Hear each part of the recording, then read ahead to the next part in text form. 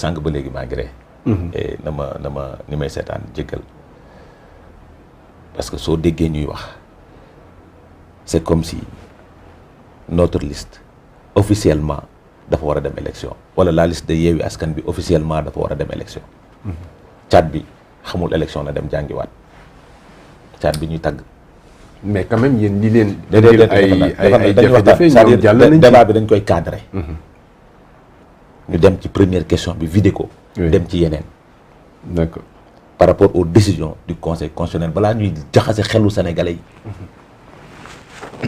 parce que aussi dans un débat dañ koy organiser ñu xam lu ñuy taxawee pour éviter de faire des digressions def fourre-tout dans ce que nous parlons moo tax il faut que ñu apporter correction ci lu bari ci li ñu wax. allez-y. Sur la question du parrainage ñi demoon boole ñu ñun cour conseil constitutionnel nee na seen recours ñoom c'est irrecevable. kenn doo ci discuter loolu kenn dootu ci discuter. non pas kenn dootu ci discuter. li ma toog fii dama toog fii sur ce plateau. parce que sur des questions importantes. dañ ci toog ñu wax ci ma ne leen ba direction générale des élections valider suñu parrainage. ba mu ko valider dépassé nañ étape bu parrainage ñoom ñu dellusiwaat on revient sur les étapes du parrainage conseil constitutionnel bi nga xam ne moom la mbax ne doonee benn fa la toog ci décision yi mu rendre la ñuy discuter. parce que dugguñu ci l'affaire des parrainages ak. mais ça recours boobu mi ngi doog a dugg. recours boobu mi ngi doog a dugg. donc bu ñu paraxee les décisions dañ def ordre bi. parce que la décision nekk jotagul. est-ce que tu comprends. oui. puisque recours boobu mi ngi doog a dugg ñu ngi ñuy doog a boolewaat. conseil constitutionnel non dama ne décision préliminaire. non dama ne ñu ngi ñuy doog a boolewaat. sur le manque de parité. sur le non-respect sax de l'agencement parce que les mots ont leur sens. ñu ngi ñuy doog a boolewaat ñun Benno Bokk Yaakaar. donc conseil constitutionnel jusqu'à présent mooy précision bi mu def. waxul ni liste Benno Bokk Yaakaar day dem élection. waxul ni liste département de Dakar dafa valide. baax na wala baaxul. waaw wax dugg ci. dafa ne li ngeen ñëw andi fii ci parrainage ci coowu parrainage. loolu c'est irrecevable mooy maanaam maintenant mën nañ càmbar dans le fond la liste de la coalition Benno Bokk Yaakaar mooy direction générale des élections mën na ko càmbar léegi décision n'est-ce pas décision conseil constitutionnel sur le Yewwi Askan bi dañoo ñëw boole direction générale des élections parce que ñoom dañoo ñëw ne dafa am ñaari nit yu désister yu démissionné ci seen liste ñu ñëw waroon koo soppi ñu tere leen ko parce que dafa amoon vide juridique direction générale des élections su jël ay décisions c'est en fonction du code électoral lay jëlee décision du génn code fa figuré wul du jël benn engagement du ci jël engagement maintenant dañuy dem fi nga xam ne doone benn ñu jël fa ñu wax fa décision jël ko fa d'accord ci décision boobu ñu fa jël code bi fi conseil constitutionnel basé wu daf ko basé wu ci parce que ne dafa ne woon code électoral bi amoon na article bu ñuy wax L173 bu joxoon autorisation su désistement amee ñu remplacer leen puisque article boobu dafa jógee ci code électoral bi vide juridique la mu permettre ko léegi parce que lu figuré ci loi bi rek mu war nañ ko mën a joxe autorisation ñu jox autorisation Yewwi Askan bi mu retirer souscriraat ñeneen maintenant nee naa la loolu mooy décision bi waxul liste bi valable na waxul liste bi valable donc ñoom dañuy retirer dugalaat ñeneen def nañ ko ñoom def nañ ko maintenant def nañ ko est-ce que niñ ko defee baax na direction générale des élections moo koy définir mooy tranché parce que code électoral moo ko organisé code électoral moo organisé loolu parce que ñoom ba ñuy boole ji ci conseil constitutionnel dañu cité ñaari article article 160 L176 alinéa 6 et article L179 buy wax ci mbirum inéligibilité n'est-ce pas puisque ñoom loolu la ñu interroger suñ demee direction générale dina xool ndax ñoom li ñu dugalee baax na wala baaxul donc décision boobu ñoom direction générale la concerné ñun nag aw la yéwén suñu cadré waat débat bi li taxoon ñu boole ñu bokkut ci parce que ñun suñu liste fi mu ne nii mën nañ ko càmbar donc l'affaire des 2 personnes ndax mënuñu defar liste ak ñàkk defar liste xam nga yooyu moom soo gars yi dañoo baax rek quoi xam nga c'est pas l'objet de ce débat là parce que ku xam élection da ngay xam ni processus la puisque Tchad bi moo mujjee ñëw admis na donc dañu waroon xam processus bi donc dañu war a jàngi code électoral xam processus bi nu muy demee présentement liste bu valable ak bu valable ci la ñu toll nii. mais Tchad bi bu xamul woon Adama Tchad bi bu xamul woon processus mbiru élection bi. waaw est-ce que dina admis d'office aussi. non xam mbiru élection. du ci ñoom rek tenir compte du code électoral non ci du ci c'est-à-dire mën nañ defar liste ak nangam. mais il faut nga xam processus bi nu muy demee. ba su décision amee jógee conseil constitutionnel am na ci yenn débat wax na ko il prend acte. maintenant dama koy accepter loolu mais dañuy xam processus fu muy toll.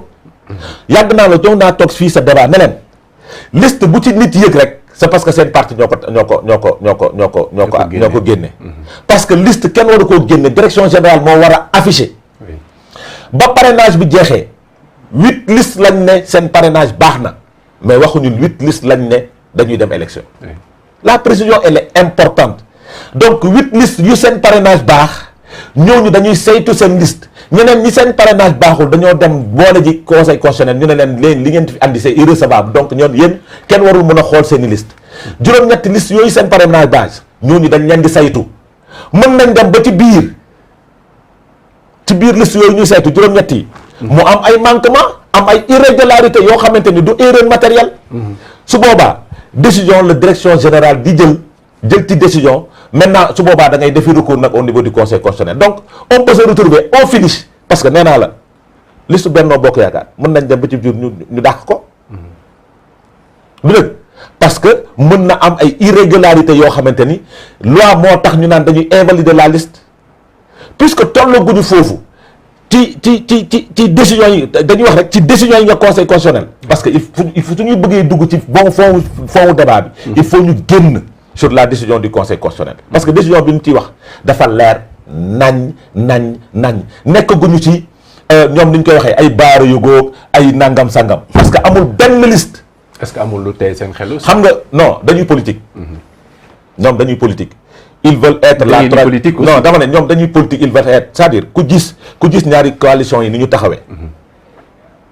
ku gis ñaari coalition yi ni ñu taxawee xam ni surtout le président Macky Sall n'est pas dans ces choses là.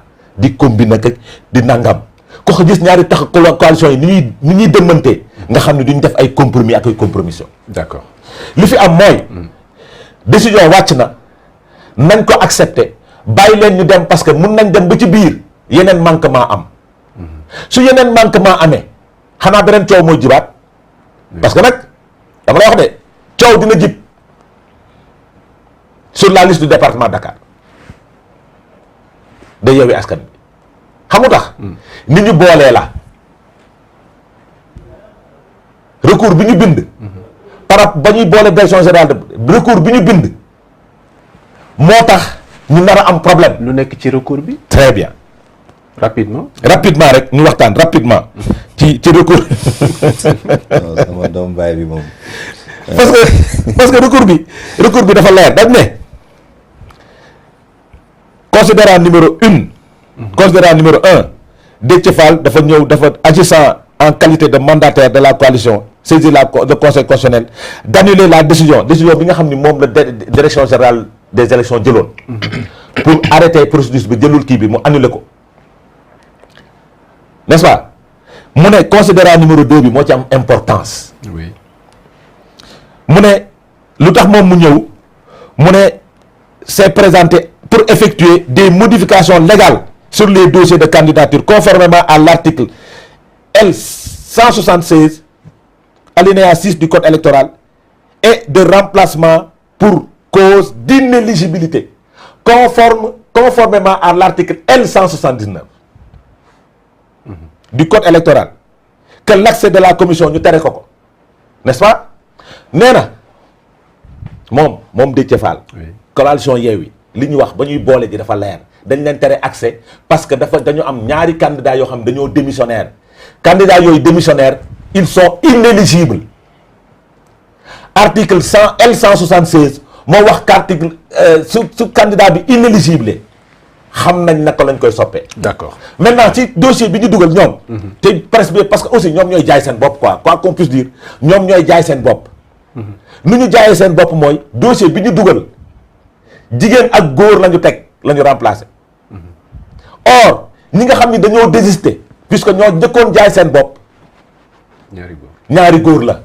te nag article L179 sur des personnes qui sont inéligibles s'ils sont de sexe masculin moo leen di remplacer s'ils sont de sexe féminin moo leen di remplacer. donc ils sont peut-être foofu suñu demee direction générale des élections dina rëq seen digg donc coow dina jibaat. d'accord Pa Assane en phase avec lui.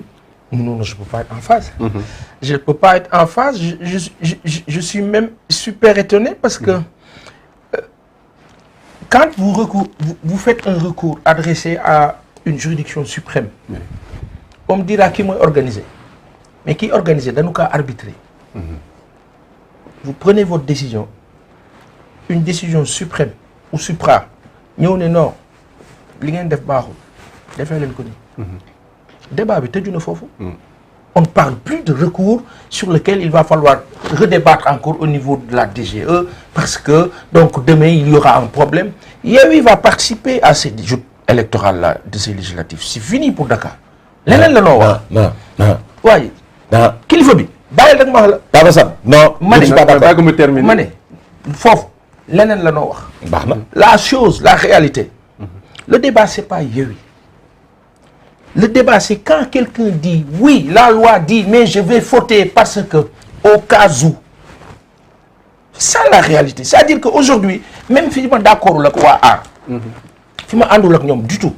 Sachant que il y a une profondeur extrême et forte et intéressante pour cette coalition, de grands instruits et intellectuels. Mais c'est dans la forme. Quand, par exemple, Art dit, Mouyewi dit Benno, non. C'est mon avis. Aar warul taxawee noonu. Aar dafa war a wax bennoo bennoo bokku leen waru leen bokk yéen moom waxuñoo ak yéen. ba pare ñu xool la sa des. mais bu Aar yemalee bennoo ak Yewwi rek man damay am problème damay ne mais non c'est pas entre opposants c'est d'abord entre opposants et pouvoir. Au-delà de la loi. Parce que l'impression au-delà de la loi c'est ça. Non, pas au-delà de la loi non. Non mënu nekk au-delà de la loi. déggoo ma ne la. Parce que semble-t-il kon dafay mel ni Aar ak Benno ñoom dañoo d'accord ci ne Yewwi warut a bokk. lu tax ñu ne oui parce que sur le plan du droit warut a bokk. alors que man je suis convaincu borom xam-xam yi ne ci Aar ñoo la gën a xam ni ñenn ñi bokk ci ñi ma gëm xam ñi ma ci njot. ñoo la gën a xam ni Yewwi am na droit bokk. léegi nag ci politique léegi ñu am impression que une opportunité se présente on veut la saisir. ça peut se comprendre. mën naa la poser question. sur quelle base nga toog ni Yewwi am na droit bokk. sur pergéance en fonction du code électoral da nga def définition man ma def ma définition bopp ba pare teg ko ci yeneen i borom xam-xam. waa déet wax c'est-à-dire qu'aujourd'hui amul fenn sur les dispositions précitées et susnommées. fu nu ne ki nga xam ne dafa désister. kenn waru ko remplacer. amut. amul fenn c'est le vide juridique qui lui il a précisé dans le sens non ils sont deux personnes ce sont deux garçons. donc il faut les remplacer par deux garçons foo la ko teg. loolu la loi bi wax. moom foofu la ko teg. L179 loolu la wax. mais Cheikh bi. cette même loi a été explicitée autrement. C'est-à-dire que tey benn affaire moo am. le débat déggoo ma ne la ñoom waruñ ci bokk. ah oui débat bi sax ñoom ci seen bopp. boobu moo gën a gaaw ma may la boobu. waxtaan bi sax ñoom waruñ cee bokk ñoom. kon ñoom off nañ bu yàgg. day mais nu nga fële ci beneen wàll wa. benn nit ba ëppee du ngeen bokk. déedéet waxul loolu de loi bi waxul loolu. lu mu wax.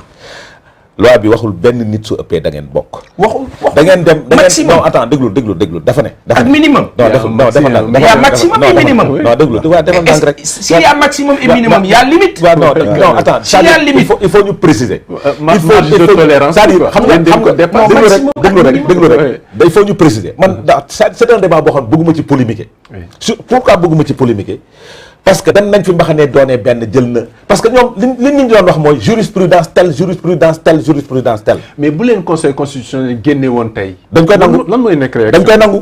certainement. wallahi ni ñu waxee on prend acte. noonu lañ koy nangoo. mais ils n'ont pas le choix. dama ne luñ xoolal noonu lañ koy nangoo. parce que accepté nañ décision yu conseil constitutionnel jël noonu lañ koy nangoo. maintenant nag suñ demee dans le fond dans l'organisation de changer ak soppeek dugal ak nangam. mais après su boobaa dañuy dellusiwaat ci code électoral rek. d'accord. C'est-à-dire qu'aujourd'hui moi la question que je veux poser à sama kilifa bi moo la est-ce qu'il y a sur cette loi un minimum et un maximum.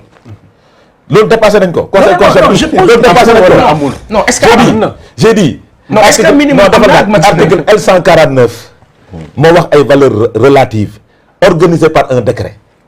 oui ou non organisé par un décret pour dire que 57 327 la 55 328 50 ñun ñu déposé 55 328. non on n'a jamais dit 55 328. non dama ne ñun ñu déposé 55 328. mais 27 la yem loo. waaw defal ndànk rek bañ ne 27 la ñun ñu déposé 28 dafa am ñu jël seen i bagages dem boole ñu. waaw non le boole n'est pas important. waaw mais déglu rek.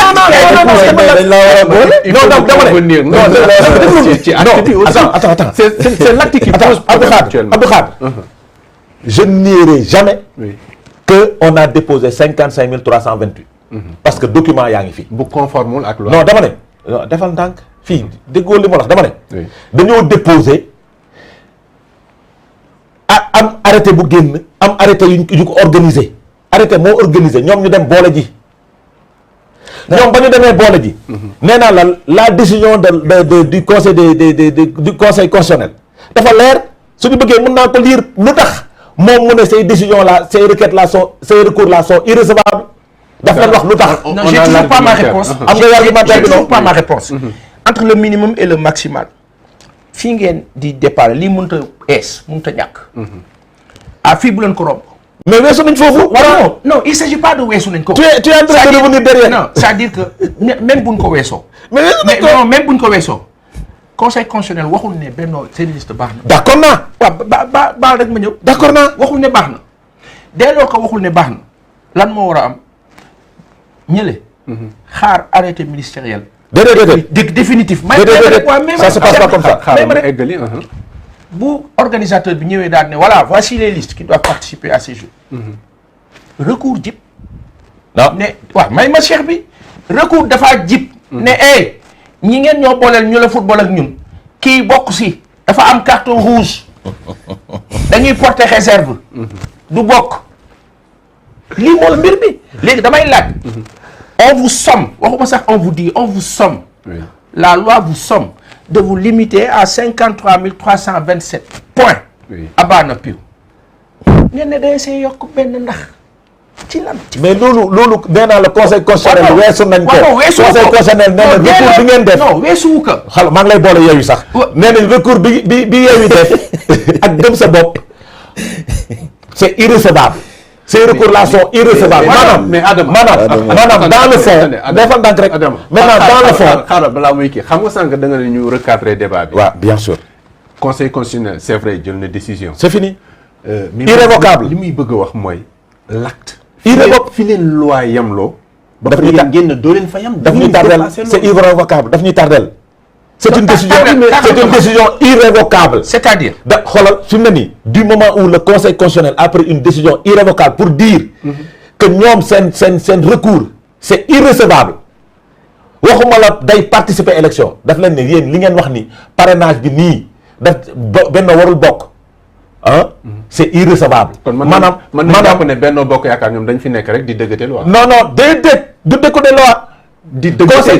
conseil constitutionnel dafa jël décision nee naa dañ ñoo boole ay coalition ñoo jóg boole ñu ba ñu demee fu ma xam ne doonee benn ñu boole ñu ne ñu lii ak lii ñoom ñu ne lii moo tax li nga wax te yoon nga décision bi suñu liiree décision bi les gens sauront pourquoi ñu leen ñeen seen décision c'est irrecevable.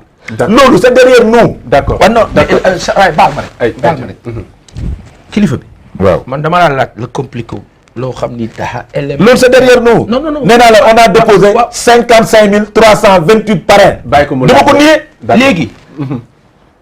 xam la noo xaar. oui. direction générale bi amee élection. c'est dépassé. waaw may ma cheikh bi ne waa Benno. da ngeen ëppale benn. mais c'est dépassé. waxagu ko. si c'est dépassé ça. non waxagu ko. dootu ko wax. du tax. c'est fini, c'est dépassé. Le conseil constitutionnel a décidé. Ah, donc on revient à l'affaire avant, disant que kon Yewwi c'est fini. Bokk na.